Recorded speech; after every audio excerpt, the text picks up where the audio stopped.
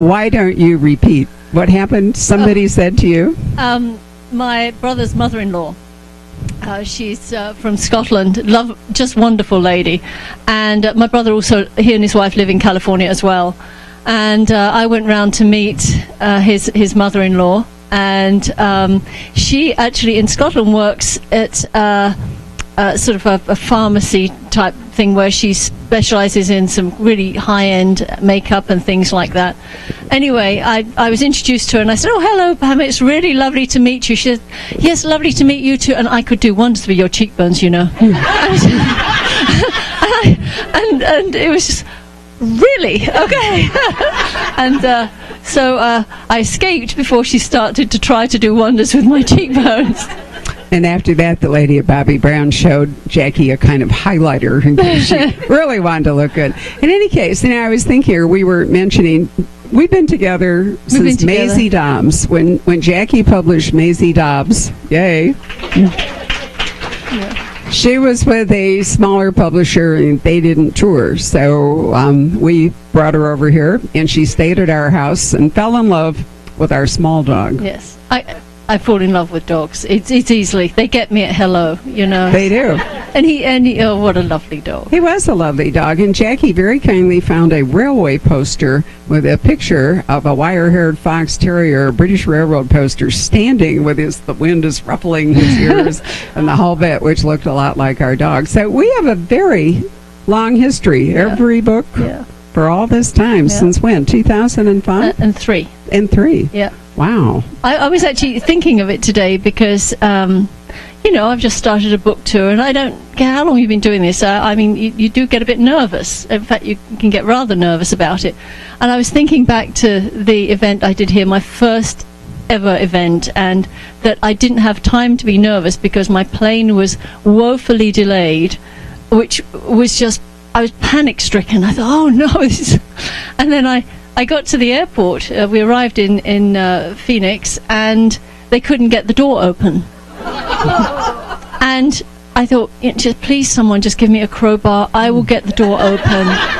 I just need a crowbar, and it was in there. Well, Jackie used to be a flight attendant, so I mean, it's not a in the last ice age. Right. Yeah, right. Yeah. I knew where to find the hatchet that you can hatchet your way out with.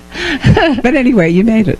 I made it, and I remember that very well. Just racing in, and you said to me, "Oh, you're English."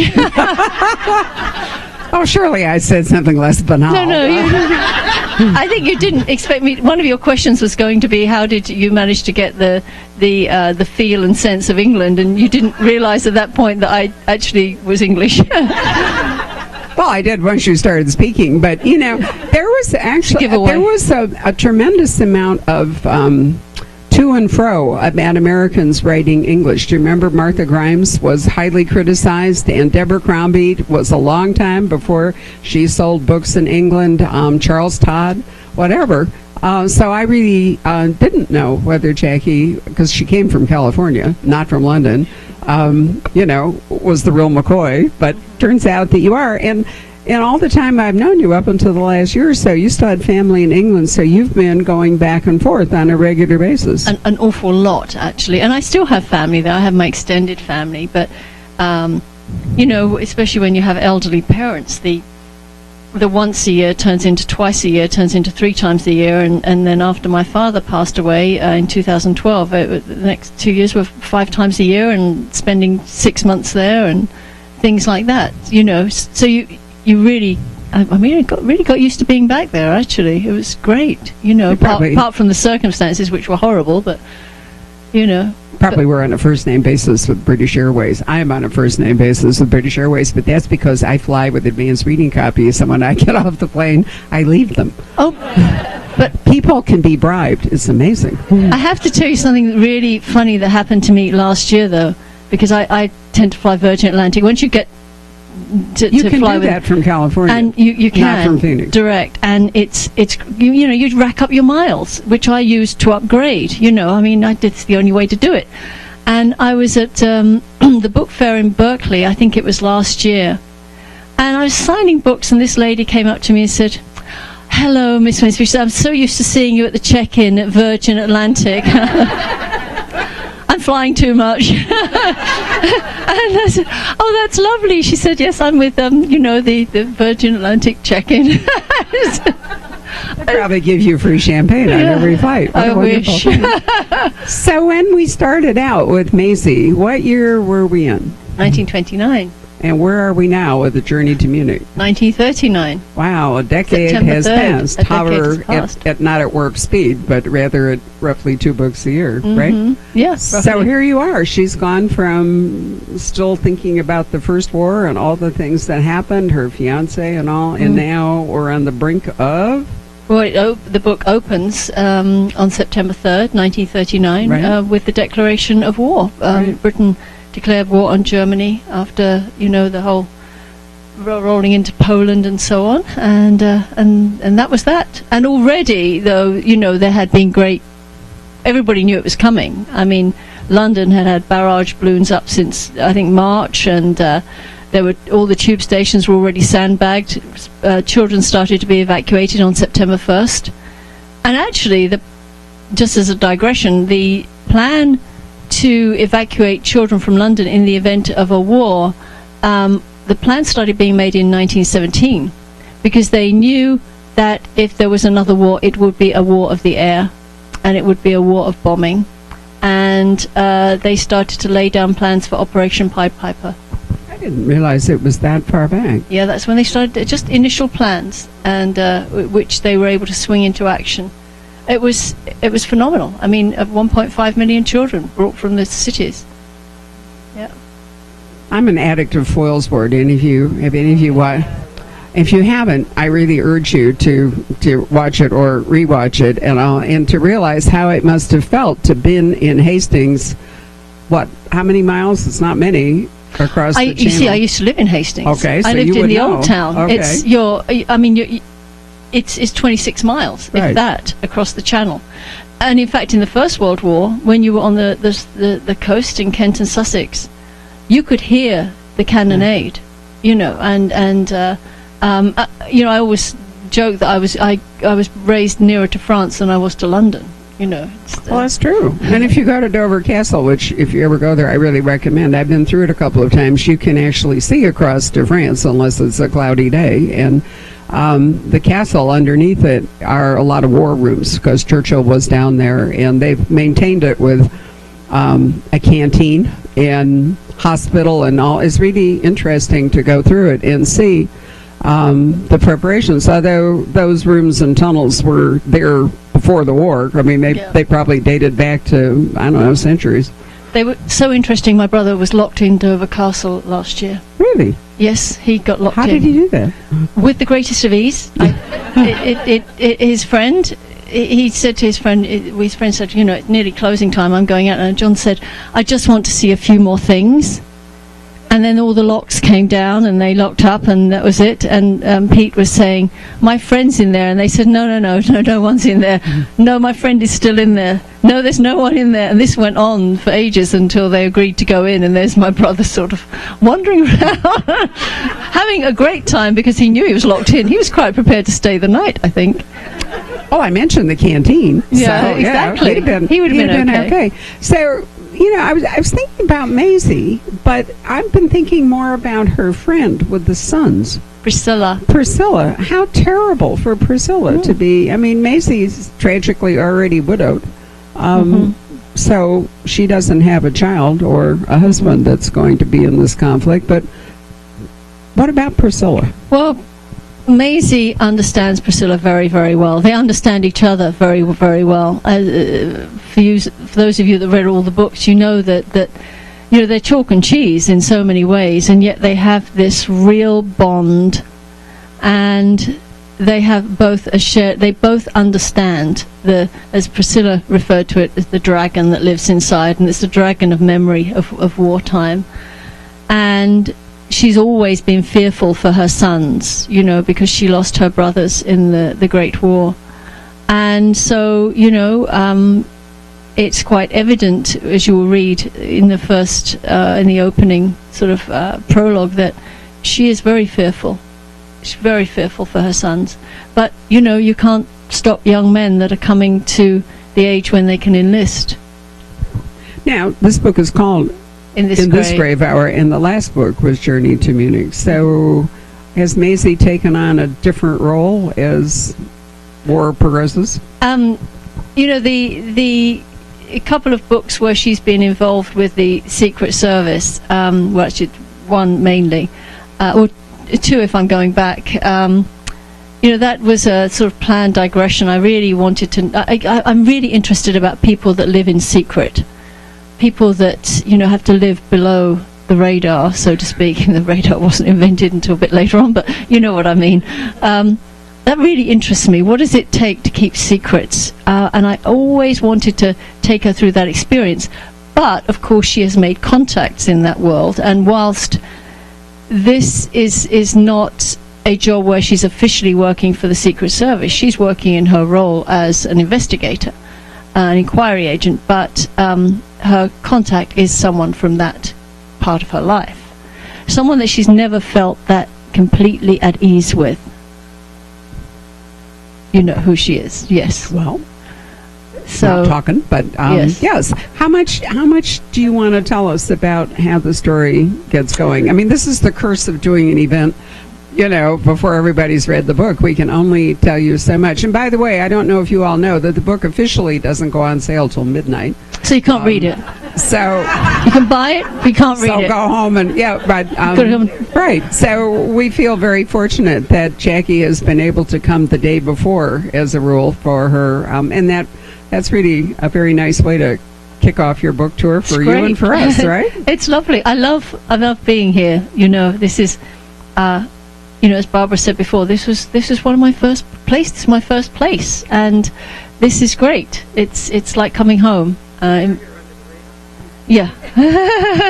We're actually taping it, so it will not be. See, no, we got official approval, but it's quite difficult to do that, and publishers are reluctant. But it just works out, partly because Jackie they like her to go to a lot of places, and they gain a day if she starts here, as opposed to tomorrow, right? Yeah, exactly. So we persuaded them that get her out there early.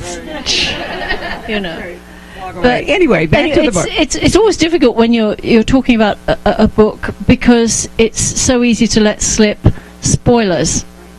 And I can't remember which book it was. That it was I think it was A Dangerous Place. It was. I mean, I virtually couldn't say much about anything because I would slip into spoiling it. And so when I spoke to people about it, there were a lot of ums. And I said, well, you know, I'm trying not to give anything away. And I heard someone say, well, you just gave something really big away just now. So, oops. But it's interesting because one of the themes in this book is that of refugees. And so many people have said to me, you know, knowing that this was coming, and there were some advanced readers, oh, were you inspired by the current refugee crisis? And the answer is no, because I work on these books in my head long before I start to write. And if I can go right back to, you know, my earliest books, but maybe particularly around about An Incomplete Revenge, when I'm interested in what it means to be an outsider. What does it mean to be outside, quote unquote, the norm? And that was around about the time I started planning this book. I knew I wanted to write about refugees. And in fact, in the outset of the Great War, Britain hosted 250,000 Belgian refugees. They started arriving at the rate of about 16,000 a day and were taken care of immediately, because Britain actually has quite a history of looking after refugees. You can go back to the Huguenots in the 1700s, Jewish refugees in the 19th century, and so on. And there were all sorts of organizations popped up to help people get settled with clothing, with a job, with accommodation. And in fact, there were several towns that were purely for Belgian refugees, and the one that comes to mind is Elizabethville, which is up in Tyne and Wear in the sort of northeast of England. And and they had Belgian money, Belgian food, Belgian churches, and so on. And a lot of it was sponsored by the Belgian government. But people were really, you know, there was the wing came out and shielded them. And of course, it also fed into the message at the time, which was poor little Belgium, and this is what we're fighting for. But people, like, when the war was ended, it was like, well, you can all go home now. But by that time, quite a few people had married into local communities and so on and so forth. There was probably not a community that did not host Belgian refugees, and so the story of refugees is at the heart of this particular novel. And of course, Britain in a way had her own refugees, which were the evacuees. And whilst people, I won't say they were always wholeheartedly welcomed, but and there's lots of myths about the evacuees, but I have first-hand knowledge of the experience of evacuees because my mother and 5 of her siblings were evacuated during the Second World War. Where to? Kent. They were evacuated to Kent, which was really interesting because they were sent to Kent, and yet the kids in Kent were sent to Wales. My mother, where she was billeted, was within spitting distance of Biggin Hill Airfield, which was the centre of operations for the Battle of Britain. I was talking to my aunt about this just when I was recently over in England, and she talked about it again. And this experiences absolutely mirror my mother's. Well, they were evacuated together, and they went on a train as far as Sevenoaks, which is a large town in Kent, brought off the train, and they were herded into cattle pens that were used for the market because they didn't know what to do with them, and then they were sent somewhere else for a night. Then they were moved to Westerham, and it was pillar to post before they were finally billeted. And their mother had said to them, "You mustn't be split up." And of course there were 6 of them, and the girls went in one direction and the boys went in another. That's interesting. I always thought that they would have gone north or west. It didn't occur to me that they would evacuate children closer to the channel. Yeah, well, it was basically wherever the places they could send them that wasn't in the middle of London. But can you imagine what it was like in London when almost overnight you didn't hear children? No children playing in the streets. No, and this was at a time when children played in the streets.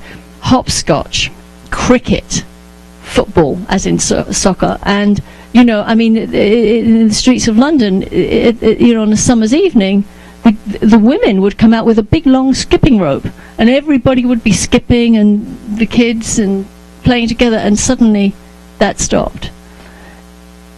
There was a point, though, when people started wanting to bring their kids home because they said, well, there's nothing happening, because they called it the phony war. Nothing really happened. It was a case of, well, he's forgotten about us, Hitler. And but already a lot of the schools were occupied by army, by bomb disposal and various other organizations. I was going to ask you if the schools closed when the children requisitioned, right? A lot of them, yeah. Just like the big houses and so forth. Well, those of you who watched Downton saw what happened in the First World War, and of course it happened in the Second World War. I remember visiting Agatha Christie's house, which is on the Devon River in the south, and it was billeted to Americans. And I'm trying to remember, there was damage, and I think a mural was painted.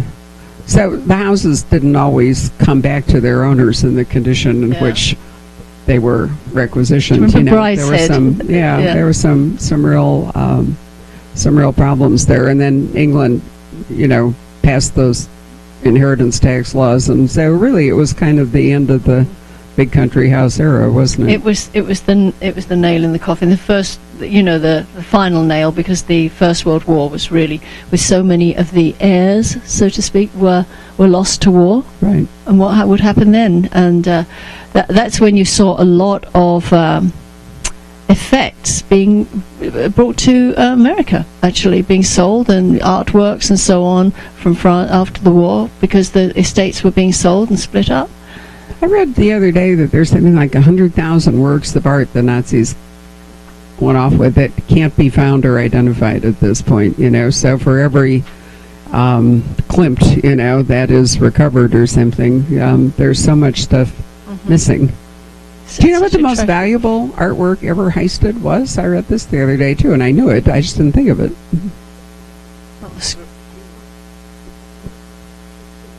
And that was the Amber Room. The entire room was hijacked and was last seen in Königsberg in the castle. The Nazis stripped it out, painted, and it was not just the walls, but it was all the gold. There's a reproduction. A lot of people think that the Amber Room is really there, but it's a reproduction that you can visit now, which is beautiful both by night and by day. I've been very lucky to see it. But they went off in railroad cars and to Königsberg Castle and has never been seen since. So nobody knows if the ship sank or if the castle blew up or if it's in cartons still somewhere. That one day may turn up. So it's kind of a perpetual treasure hunt kind of thing, you know. But England, if I remember right, I don't know that you will have, don't think you did.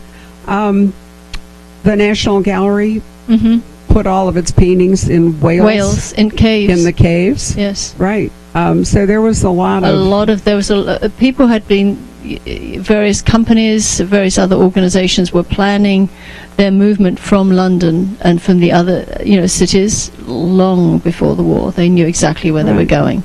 But I mean, imagine that, aside from the loss of life, which would have been tremendous, but what if they'd blown up the National Gallery? Or I often thought about that, as terrible as 9/11 was, what if they just pancaked a plane on Fifth Avenue and taken out all the same people and taken out the Metropolitan Museum along with it, these collections in cities are so at risk, Palmyra. It just breaks your heart, to think about. It's everything not about war breaks your heart. It is the people. Everything about war. People lose their lives, but they lose their heritage, and there's something about that. It's losing. A thing is not as valuable as human life, but as humans, we depend on the things that tell us who we are, where we've been, and where we might go. And you take away a national heritage and you take away something from the soul of people. It's all to do with place. But in London, they always said that the London County Council did far more damage than the Luftwaffe after the war, because I remember going up to London with my parents when I was a kid, and the bomb sites were still there into the actually till fairly recently. I think the building of the arenas and so on for the 2012 Olympics got rid of the final bomb sites. Over in the East End, right. yeah. There were so many gorgeous buildings in London that actually were not bomb damaged, but they were listed as bomb damaged because the developers were starting to move in by the late 50s and early 60s, and they wanted they were getting a very big piece of the action anyway, but they wanted even more. So some fantastic buildings came down, and there's a couple of books out just recently on that very subject. And you just think, my gosh, how did they ever get permission to pull them down? Well, they did. Developers for you, Well, back to Maisie. We keep digressing, right? I mean, if we can only talk about the book for 5 minutes, we have to talk about all kinds of other stuff. It all feeds into the exposure I had growing up, living with my parents who went through the Second World War. And this was a war where in the first 2 years more civilians were killed than military. The phenomenal loss of life, it beggars belief. I've been doing some research, for example, recently at the WVS archive, Women's Voluntary Service, which became the Women's Royal Voluntary Service, and nowadays it's just the Royal Voluntary Service. But you read the reports, the daily reports, and it's, drove to Bermondsey, 1,600 people wounded, 200 killed. That was from one bombing raid. And they didn't refer to it as the Blitz. The Blitzes went on throughout the war. Some people think it was just one, from overseas, because the way history is written, it's just one short period of time. But it wasn't. It went on throughout the war. And they helped identify people, because they were the women that spoke to the families. Okay, what was he wearing when you last saw him? Okay, he was wearing a blue jacket. He was wearing da-da-da-da. And what was she last wearing? And then they were, okay, we found these fragments, therefore so-and-so must be deceased. Trying to identify things, and in those days when they didn't have the DNA and all the things we have today. And you know, I mean, some of the things that my mum saw and my aunt saw were just horrible. It's horrible. Is in this grave hour then a title that this is, you know, it started in, this is the preparation. Maisie and Priscilla and all are going to have to think about their roles. What can they best do? Yes, it's very much that. Even in the early part of 1939, there were advertisements at the cinema, if you went to the movies, and in posters that, you know, how can you do your national service? And there was a general call for volunteerism, as we might say today. And that was, you know, you join the air raid precautions people, you join the WVS, you did some sort of service, and there was, you know, just ordinary people at home. There were things that they could do and were called upon to do. So that begged the question to someone like Maisie and her friend Priscilla, you know, what can we do? And if you read the book, which of course you're not allowed to start doing until tomorrow, you'll discover what, you know, that they have a cunning plan. But, you know, everybody was asked to do and it goes back to that old question, and I think it's something that, you know, Maurice Blanche said to Maisie in one of the earlier books, you know, that, you know, one just says, how may I serve? Which is at the heart of her work. How may I serve? And that was the question put to people.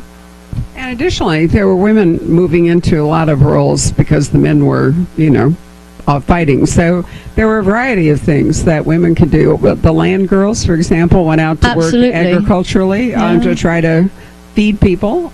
Maisie, remind us what Maisie did in the First World War, because that was really the first time that women were in this century brought into roles that they didn't traditionally fill. Well, you know, by the time we got to the Second World War, British women were well versed in war work, because in Britain in the Great War they were the first generation of women in modern times to go to war in significant numbers. I mean, huge numbers.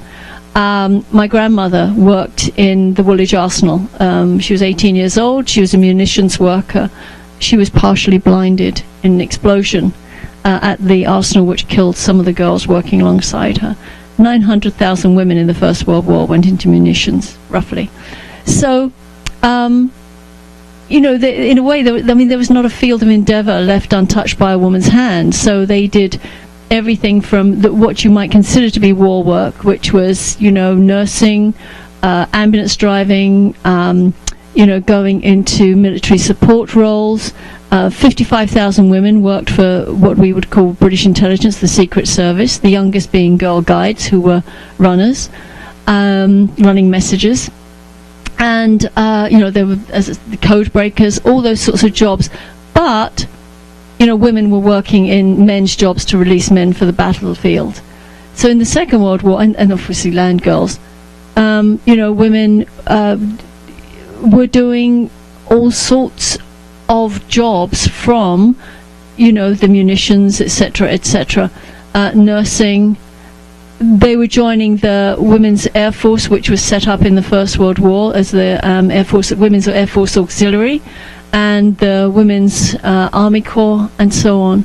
But they're also doing, you know, they became also, as you moved into the war, there was the working for the SOE. There were women who worked as intelligence operatives, and Churchill always said, I would rather hire a woman, basically, for that job, because a woman can keep a secret and she can work alone. Isn't that interesting? And women flew aircraft, you know, and flew more aircraft than the men. They were asked to, well, if you were generally a Spitfire pilot, you were a Spitfire pilot, but women had to ferry the Spitfires, Hurricanes, Lancaster bombers, you know, all these different aircraft. And were every bit as good as the men, but they weren't in combat roles. Although, what did they do if they were up there and along Luftwaffe? You can't actually say, well, I'll go ignore him because I'm not supposed to do anything. But you know, they drove ambulances. They manned, quote unquote, the machine gun patrols, you know, the searchlights and so on. And it's interesting, when American servicemen came to England in 1942, when after America joined the war after Pearl Harbor, in the little handbook they were given, there's a bit about sort of British women, and it said, you will see a man salute his senior officer, who might be a senior officer who is a woman, either a commissioned or non-commissioned officer. Expect that to happen, and basically expect to do it, because these women have earned the right to be saluted because they have died at their posts during bombings, etc. And I love the last line where it says, you know, they didn't get their ribbons from knitting more socks than anybody else in Ipswich. You know, which was, I think, a really lovely introduction, because at that point, although we all know it was to change, the average American serviceman had not seen that many women in the services. We know that was to change as the war went on. Interestingly enough, my mother-in-law, who passed away a few years ago now, but she shipped out on the Queen Mary in 1942. She was in the American Army Nursing Corps, and she was based in England in the war. She was very delighted when her husband married a British woman. But she had wonderful stories to tell. Yeah. There was a huge Canadian in Europe and so forth, and Canadian women and all. So we don't even think about that a lot of the time. But their role in the war was tremendous. It certainly was, and you know, there was actually a big Canadian encampment quite close to where my mother was billeted as a girl. Because of course, and they were there almost immediately, along with Australians and so on, because they're Commonwealth. You know, you go to help Britain. In fact, the first American troops to leave the United States after Pearl Harbor were sent to Australia, because most of Australian soldiers had left for Europe, and you know, the Pacific was basically, you know, at risk, and they went on the Queen Mary. It was her first voyage. For some reason, she was in the Pacific, and she was painted grey at that point. Her first colour was grey. Off she went. Queen Elizabeth. Yes. Troops there. I went to Europe in 1955 with my grandmother, and it was just at the end. But we went over on the Queen Mary when it had come back as a liner, and we came home on the Queen Elizabeth. And I can tell you that it was not luxury cruising in those days. Well, they weren't cruises, were they? They were ocean liners. No, they were liners. But I remember there were like 4 of us in a room, and there was a basin and, you know, 2 bunk beds, and that was traveling second class. I mean, we've come a long way in terms of, you know, ocean sailing. But, you know, one of the things I think of fascinating, in the midst of all of that, who is keeping civil order?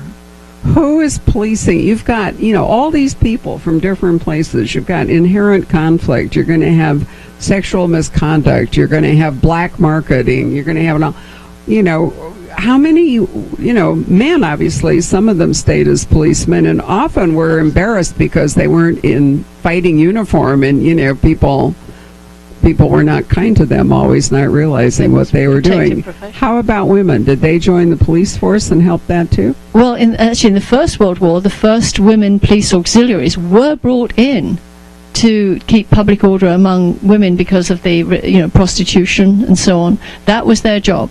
And so that, you know, women were police officers police constables by you know, the Second World War, and that was, you know, the risk there was that they go off and join the Wrens, you know, or the Wrens being the Women's Royal Naval Service. They got the best uniforms, you know. And actually, it's considered the American Navy in this country, the Women's Navy here. That was the one to be in this country because they got the best uniforms too. There's something about the Navy; they always got the best uniforms, wherever you were. It was the blue. It was more flattering than the brown and the green. Well, actually, the first American, the American, I know this is digressing a big way, but they were designed by Mapmakers. Mapmakers? Yeah. And, I mean, get your hands on one of those, you know, one of those suits, you know. Nice piece of memorabilia there. But, yes, we're back to the mall. It's all full circle. But you know, women were very evident in Britain in all sorts of roles. at that time. True. And you've touched on something I always find absolutely fascinating. Britain has this enormous obsession with uniforms. I mean, you can go to museums and see, their insignia and their emblems, and there's old school ties, but there's a whole thing about publicly displaying why what you're wearing, who you are, and what your position is, and I find that really fascinating. I guess I grew up with it, so but I had school uniform. All the kids have school uniform. I actually don't think it's a bad idea, because kids put all their creativity into their work rather than thinking, what do I wear today? Yep. And they're very, very creative because of that. You only have one choice of uniform. You put all that effort into your work, and it's really funny but my dad, who was in the army, he hated uniforms, and he just, why would anybody want to look like anybody else? That was always his thing. But yes, in fact, one of my books that I remember finding in an old bookshop when I was a kid, it's so funny that I was drawn to this, was all about the old sort of army battalions, the insignias and so on, and it is quite fascinating in its way. Yeah. Yes, and I always love some of the things that Britain came up with to foil invasion, like, for example, twirling all the signposts. I mean, even if they're right, you can't find your way along the B roads in England. Maybe now with GPS, but I remember driving, with an A to Z on my lap or a map or something, trying to figure it out. So if they just took them down, or just removed them. Just removed them. You had to know where you were going. And even now with GPS, people get into an awful pickle. I mean, my mother and father lived in a very narrow country road, and you'd driving along and suddenly you'd see this big truck stuck there from Poland, where the guy was trying to get to Dover, and had thought, I'll just nip down this road, and then got stuck, Well, I was thinking, Jackie had lunch with Reese Bowen today, because we're all really good friends, and in Reese's new book, In Farley Field, which takes place in West Durham. Yeah, and then early in the war, but and anyway, the man that falls from the sky, it's because some little bits of his uniform are not right that they decide that he must be, in fact, a spy who has been dropped there. And they can tell because of these little details. So, I mean, they really were important. Incredibly important. And in fact, if I go back to the First World War and the book that I wrote, the Mapping of Love and Death, the inspiration for that book was actually the true story about the remains of a soldier that had been found in France. And I wrote about the background on my website, but it was really, it almost didn't make any sense. His remains were found, just a few years before that book was published, about 4 or 5 years before that. And the inspiration came from a letter that someone involved in identification had written to a newspaper in Santa Barbara, because on him was this wallet, which was had a sort of embossed on it the Central Bank of California in Santa Barbara, or the Central Bank of Santa Barbara. He was wearing a uniform of a Lancastrian regiment, but something wasn't quite right about it, and he was not of the stature of the average British Tommy. And he also had a Dutch Bible with him, as well as these pens, which were actually, I would have identified them as Mapmakers pens. And but one of the key things was that the uniform wasn't quite right. So who was he? And you see, people that live in secret fascinates me, Now, we've discussed everything else, but is there an actual mystery plot in this book? There is a mystery plot. We have, of course, danced around the mystery plot. September 3rd, 1939. And Maisie is at her friend's house, and as you probably know by now, she's living just up the road from Priscilla. And they gather together because the announcement is about to be made at 11 o'clock in the morning. And they listen to the wireless, as it was called. You didn't call it the radio then, it was the wireless. And after the announcement, there's a period when Maisie is on her own with Priscilla, but the housekeeper comes in and says there's a telephone call for you. And Maisie is wondering who on earth would know I'm here. And it's Francesca Thomas, who you might remember from an earlier book. And she basically asks Maisie to come home, to her own home, because she's waiting for her there. And Maisie said, I've told you, I don't want to work for you people anymore. This is not my bailiwick. I know what I do, and it's not what you do. And she said, well, this is basically to do with what you do. It's murder. And it was, she wanted Maisie to, what she asked Maisie to do is to investigate the murder of a Belgian refugee, a man who had made his life in Britain following his time as a refugee in the First World War. He came over as a lad, early teens, and he ended up marrying an English woman and building a family. And then it happens again. And so the question is, who is out to kill the Belgian refugees? And that is at the heart of that mystery. But there is another mystery that presents itself. And evacuees are billeted at Maisie's country home. And one of them is a little girl who appears not to have a name, and she will not speak. And she keeps all her belongings with her. She will not let her little case out of her hand. She carries everything with her. And Maisie needs to find out who she is, because at the time, she's left with Maisie because the billeting officers have their hands full. But there's something about this little girl that draws her in. I think that's as much as I can all tell. You want to say, right? Right. A question about the care and management of lies. You mentioned that you have thought about carrying on and maybe following up. Are you going to do that? I would love to write a sequel to The Care and Management of Lies, and I know what I want to write. I just haven't had a chance to write it yet, and so I'm going to start work on that one. I have to be like Reese, you see, because Reese writes more than one book a year. So I want to be like Reese, and write more than one book. They turn into Stuart Woods. I'll kill them both. We're not doing that. But in any case. I'll bet some of you have questions that you would like to ask, so feel free. And Jackie, repeat the question, will you? Sure. Let's start with this lady.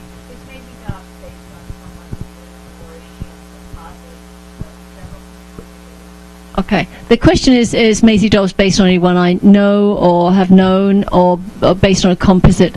No, she's not. She's not anyone I've known. However, after I wrote the first novel in the series, and it was clear there was going to be a series, as the character revealed herself to me and as I created her, one of the things I wanted to do was to really do right by that generation of women. So what, if anything, what she's inspired by is a generation of women that I absolutely revere and think were an extraordinary generation of women in Britain. Yeah. Does that answer your question? Yes. I adore Maisie, but everyone does. Secondly, will Billy return? The question was, will Billy return in this novel? Well, did you read Journey to Munich? Yeah, well, he's there. Oh, yes. So, yes, Billy is back. So that answers that question. Yes, sir. At the time before the United States entered the war, England was all the way into doing a number of things. They were doing radar. They were making all the plans for making a nuclear weapon, and they couldn't do it because it would be bombed. And they also had Enigma. Now, are you going to bring that into possibly a story in the future? Okay. And if you do, I recommend that you read the book The Wizard War by R.V. Jones. I know the book, yeah. The question was, am I going to bring in some of the sort of newer technologies at the time, like radar, nuclear, the ability to have nuclear warheads and so on, and Enigma. The whole nuclear thing really kicked off with German scientists coming after the war. They were doing more experimentation during the war. But radar, that's a tricky thing, because I'm a storyteller. I am writing a story, and my stories are very character driven. So the quote-unquote research and facts of the time have to support my story. That is, and I weave them in. So I'm not going to concentrate a book about radar. Enigma's fascinating. I mean, I knew about that. I don't know why, but back when before it was first, and quote-unquote revealed, looking back on it, I think I know why. And that is all fascinating, but it would be an adjunct to a story. It would be the facts that lift a story, that place a story in its time, and give the story integrity, if you will. I don't know is the answer to a lot of that. It really I'll have to see how I weave things as I go along. I tell you what I'm really interested in. I'm more interested in the things that people don't know about than the things they do know about. And there's some things that I can't tell you now, because that would be a big giveaway, but in a couple of books' time, things that I've found out by talking about people and think, I didn't know that was going on. And and you find that out just by talking to people, and it's not always an archivist. The next book that would be published, little factoids that came out as I was chatting to my cousin about the village where he lived, and I went, really? I didn't know that went on there. So I can't tell you what it is, but no, it's the things that the little things that fascinate me are the things that very few people knew about, or they're not talked about, and possibly because they were held in secret at the time. Does that answer your question? But all of those things fascinate me. In fact, I saw today, I was reading, and I'll get on to the questions again very quickly, but it was in a newspaper. I was waiting for Reese to turn up, actually, and there was an advertisement for an auction house.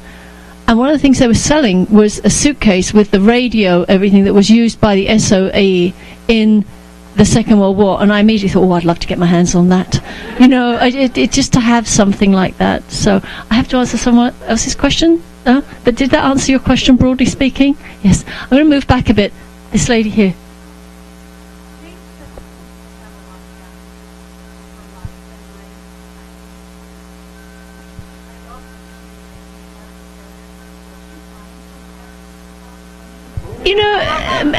The question is about Maisie and happiness. If you look back, Maisie has had lots of times of happiness. She has had times, as we all do, of bitter disappointment and bitter grief. But look at the era she lived in. 2 wars. In the 1920s, something like 1 in 5 children under 5 died of diphtheria. Women died in childbirth.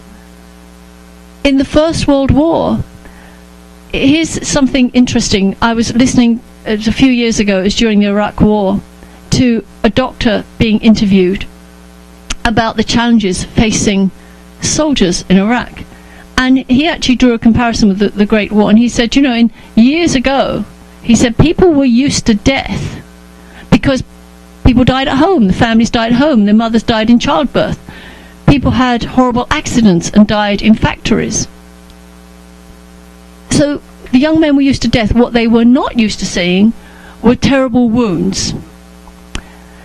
The soldiers today are used to seeing terrible wounds because they go to the movies. They play video games and things like terrible wounds. They're not used to people dying of them. Because you see a movie where and this is the same for gang members, by the way, where the hero is blown to shreds and it's all terrible, but then you see him again in another movie, 6 months later. It's the death that you're not used to. Although wartime injuries are just terrible. So so look at her period of time that she's living in. Of course she's going to know grief. Of course she's not going to know those bitter disappointments. But there are great moments of happiness. You know, the times that she spent with Andrew Dean, the great time she spent, you know, her relationship with her father, you know, seeing her father, spoiler, married again, and so on and so forth.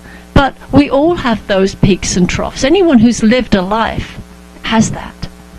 Will she see happiness again? Keep reading. Jackie, there's a lady who has come all the way out here from Chicago. Now, Oh, the where Cubs are you? were part of the draw, but the other part was You might not get back tomorrow, I tell you that. She's had her hand up. So I Which think we lady should- is that? You're in the pink. You're in the pink from Chicago.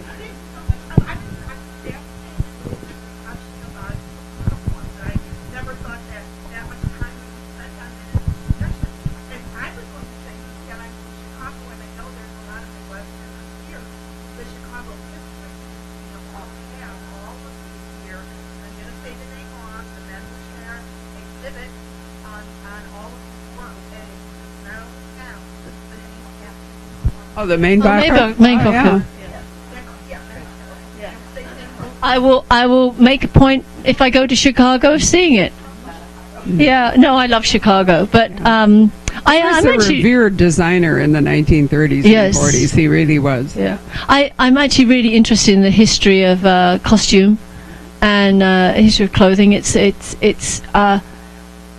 really interesting how it mirrors society and is often the opposite of what you think of in society. Very true. Could I put in a plug here for the samurai exhibit at the Phoenix Art Museum? It is absolutely a knockout. I really recommend that you go, and they're about to open another exhibit in the Costume Institute. The art museum here has really come a long way, I think, but it has it's gaining depth. I give a lot of credit to Diana Vreeland for starting the Costume Institute at the Metropolitan Museum of Art, because it was very much kind of derided as clothes as art, please.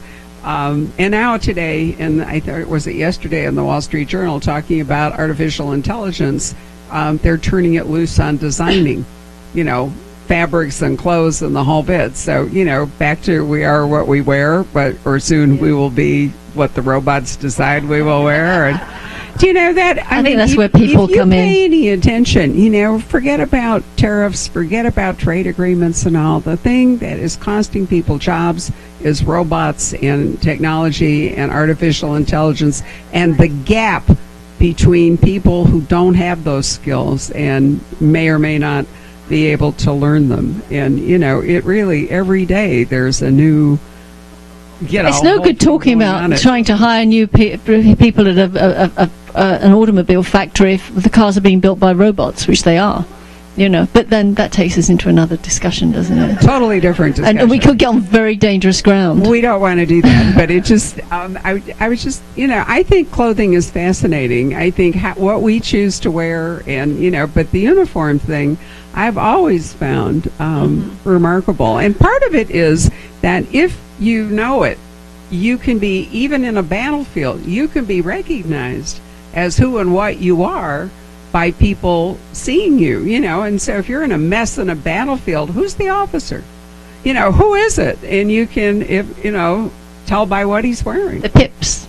I can remember a friend of mine years ago was serving as an officer in Northern Ireland, and he said, I spend all day running around like this because there was a price on your head if you were an officer. So he said, don't want to show my pips. Did any of you see the movie Sully, which is really a remarkable movie? What was it he asked them at the hotel? Before the press conference, he asked them if they could dry clean his uniform because he didn't want to show up, not wearing his pilot's uniform. I mean, there we are again. All right, actually, moving on to other questions. I will digress here, but I was a very... I was a flight attendant for just a couple of years when I came out of college, and it was a cheap way to see the world, And we wore hats. And I can remember our chief safety officer always said, first thing you do in an emergency, you put your hat on. Because that tells people that you're the one that knows what you're doing, and you're the one, they will listen to you if you've got a hat on. And so if you want to be listened to, wear a hat. That's, I think, how are we on questions? A couple more questions. Yes.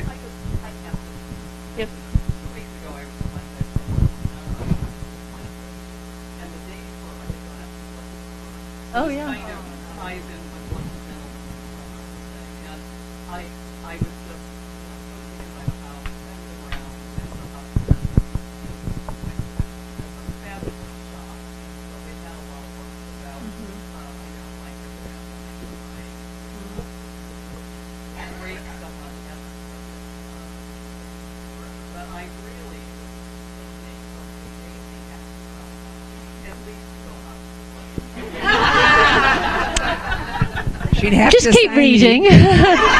She'd have to sign the Official Secrets Act, and they weren't released from that. Well, actually, she has already signed the Official right. Secrets Act. But did you know that if you are a British citizen, whether you sign it or not, you are held by the Official that right? Secrets No, Act? I Yes, didn't just know by that. dint of being a Yeah. citizen. Why don't you try back over there somewhere? This-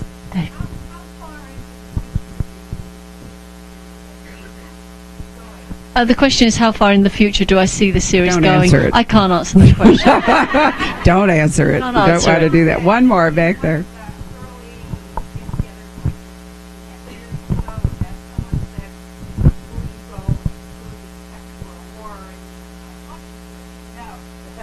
Yeah. Right, maybe I did. Never I don't know. hold an author. As was it Never Say Never? Exactly. Right. Actually, I've talked to Jackie. I think it'd be fascinating to go back before we met Maisie Dobbs, because every character has a backstory, because every author has to start a character's life somewhere. And then when you get to know them, it'd be interesting to go back. I have actually drafted out a book to that effect. But again, you know, I've You got have to to get have more. time to I've got to write be it. another Reese. I've got to get like Reese. You know. And, yeah. You know, right. there's so many ideas though when you're a writer that things you Right. want to explore, and you just have to keep. I keep notebooks. You know, this is for that idea. Then when I have another idea for that book, I write it down in the notebook. You know, so on and so forth. And unfortunately, for every book you write, there's a book you don't write. Isn't that the truth? How are we doing for questions? One more. I can see a hand back there. If you. I spoke in the last day about your about the history and all the things that you learned, and I was just curious as to how you conduct your research and how you learn all of these things that make you very get a lot of information from. I mean, other than your family, obviously, but The question, did you hear it, is about my research? I'll admit, you know, I got a lot from my family, and I love listening to stories. Even as a little girl, you know, I lived in an area where it's mainly elderly people, you know, and people of those eras that I write about. And obviously, if it was the Second World War, they weren't that elderly. They weren't elderly at all, because that would be my parents. But someone only had to say to me in my day, and I would be listening. Oh yes, what about your day? I loved it. I loved being put in that place, and I love history. So I was always reading into things that interested me, and I remembered.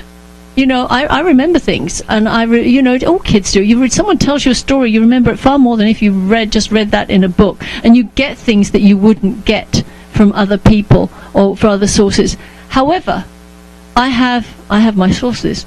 I have spent a lot of time at the Imperial War Museum, for example, not just going around the museum, but using the archive, and you have to make an appointment to use the archive, and you have to have specific research requirements.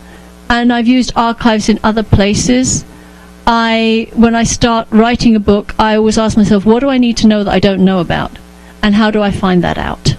And what I don't do is go to the internet. The internet's great if you want an index, and that's about it. But I will actually spend a lot of money getting one old book that was written, I don't know how many years ago, and probably only for a few pages of it, because I want to have that book, and I want to read what it was like to be at a certain place at a certain time. I'm trying to get in. I remember my books are character driven, so all my research has to underpin the story, if you will. And here's the people make a lot about research. I do far more research than I would ever put in a book, because I'm a storyteller. Otherwise, I'd be writing narrative non-fiction. And I've always thought of research as a bit like an iceberg. Only 7% of it should be visible above the surface, but the rest informs every word. and this was talking about Reese, a conversation we had today, the way people spoke to each other, and in my memory, when I'm writing, I think to myself, would my grandmother have said this? Would my grandmother have put those two words together? Would someone of her era have done that? Would my mother have said that? I know what they weren't saying as well. So, phrases that we sometimes think are older than they are. You can make terrible errors with language. So, all sorts of things. And I've got old maps, for example. London changed dramatically in the Second World War. So when I'm writing about Maisie Dobbs before bombings, which I have been until now, then I've got old A to Z's of London. I've got old maps that I refer to. I've got a historical map of the London Tube. I've got enormous resources to draw upon. But the thing that I love more than anything is people, talking to people. Being back in England just recently, just listening to my aunt talking to me about her experiences during the war. I could do that. It was lovely just listening to and thinking, I'm going to use that. Going to archives, specialist archives, and reading through letters written at the time. I'm interested in people. What was their experience like, and what were the words they chose to describe it? Does that answer your question? Okay. Thank you. Thank you very much. Don't you think? So would you give Jackie a round of applause, please?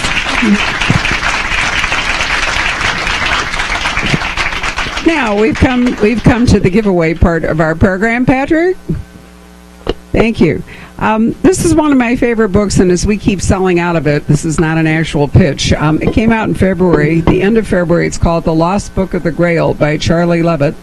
It takes place at Oxford. It has history in it. It has libraries in it. It has a Da Vinci Code treasure sort of thing in it. Everything about this book, if you love Britain and British mystery, is just fabulous.